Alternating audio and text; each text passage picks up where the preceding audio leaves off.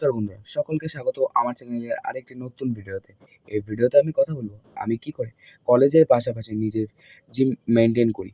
তো প্রথমে বলে রাখি, এই ভিডিওটি সেই সকল স্টুডেন্টদের জন্য যারা নিজের স্টাডির পাশাপাশি জিম কন্টিনিউ করছেন।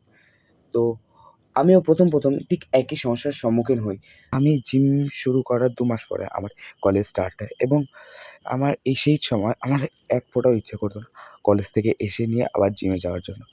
তো সেই মুমেন্টে আমি যেহেতু 2 মাস আগে থেকে জিম কন্টিনিউ করছি, তো আমি ভেবেছিলাম যে জিম বন্ধ করে দেবো এবং ফার্স্টে কলেজ কমপ্লিট করে তারপরে জিমে ভর্তি হব। কিন্তু মন মানছিল না।